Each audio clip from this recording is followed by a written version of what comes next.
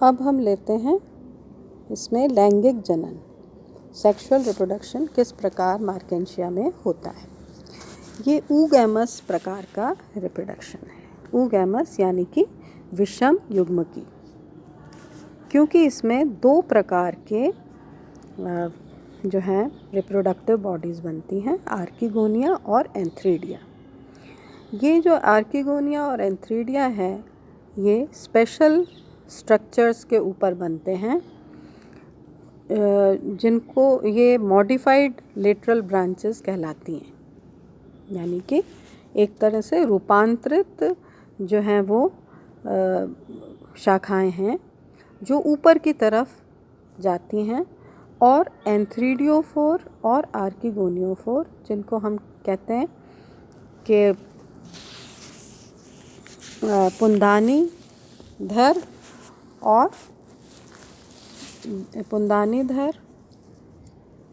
कहते हैं, और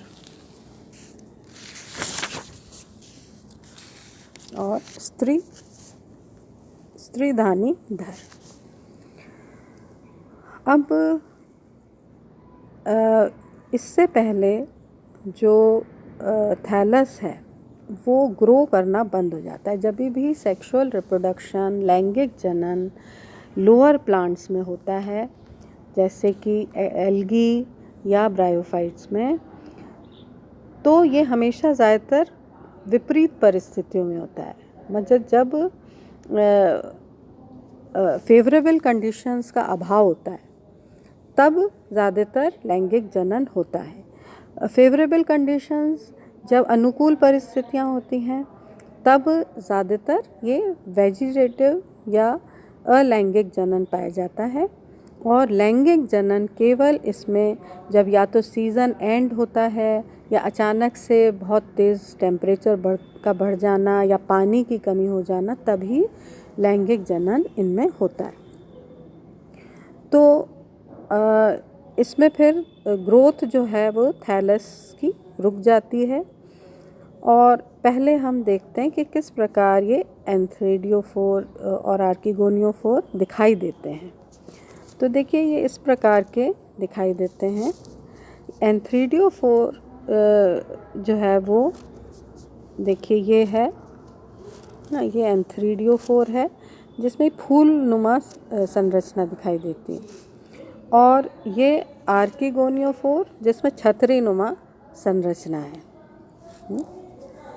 तो ये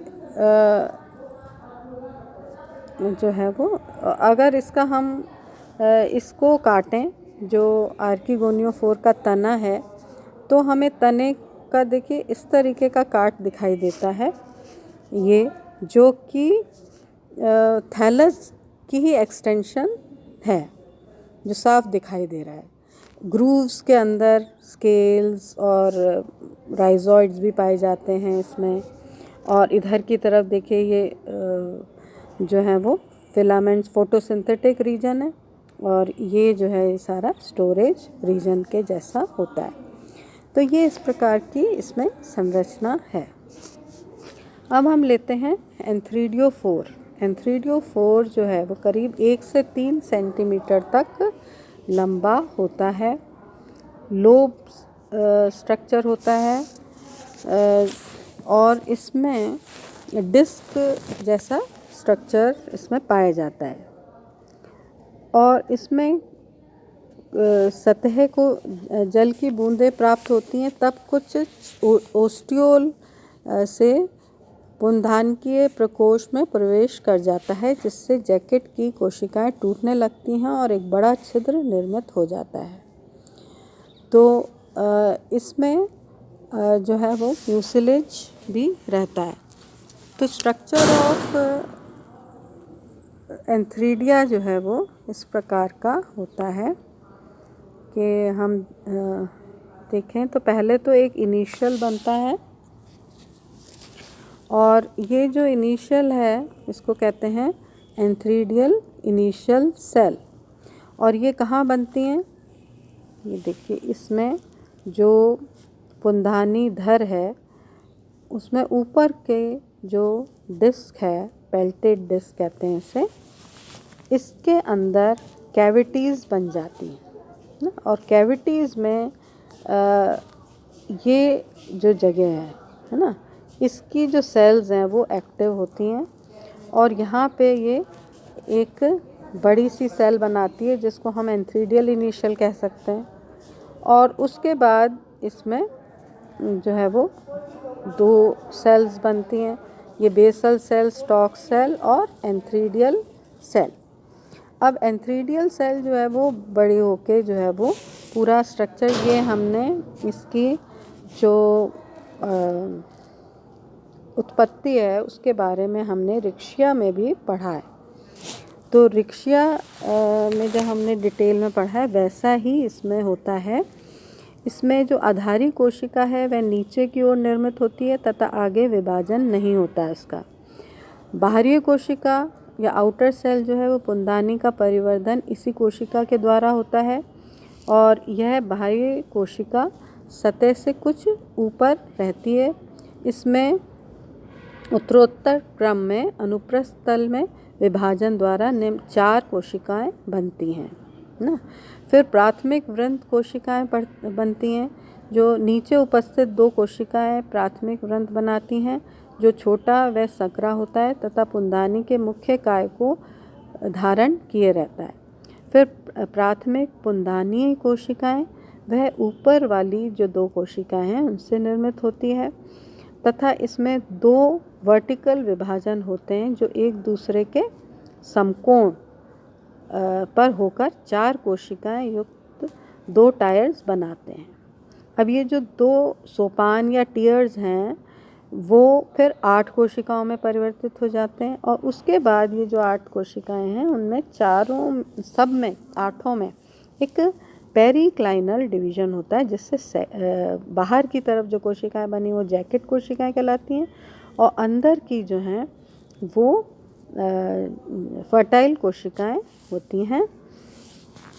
और जो अंदर की जो फर्टाइल कोशिकाएं हैं ये कोशिकाएं विभाजन करके एंड्रोसाइट मदर सेल्स में परिवर्तित हो जाती हैं। इनको कहते हैं हम पुंमात्र कोशिकाएं।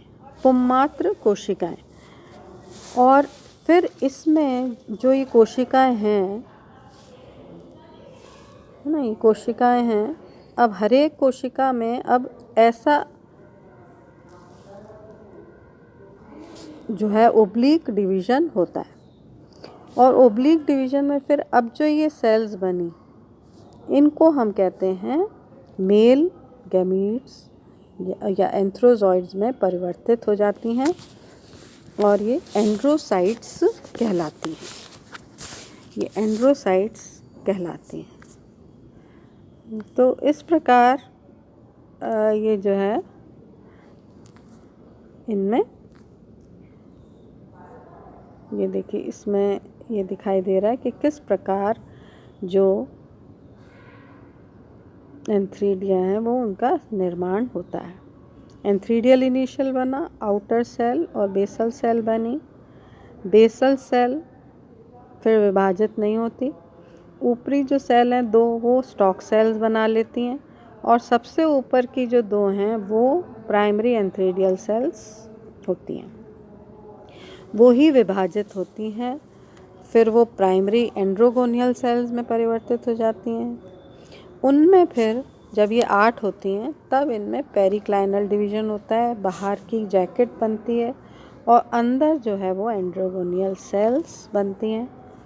फिर एंड्रोगोनियल सेल्स में ओब्लिक डिवीज़न होते हैं जिससे एंड्रोसाइट मदर सेल्स के बाद एंड्रोसाइट्स बनती हैं और फिर हर एक एंड्रोसाइट जो है वो उसमें से एंथ्रोजॉइड जो है वो बनता है।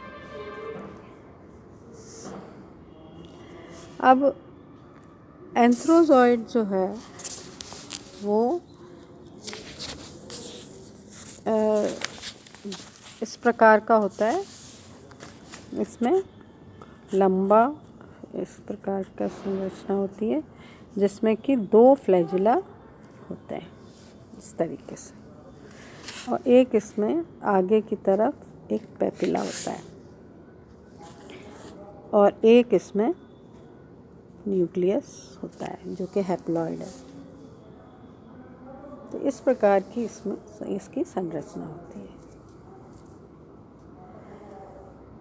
अब इसको देखने के बाद हम लेंगे कि कैसे आर्किगोनिया बनता है।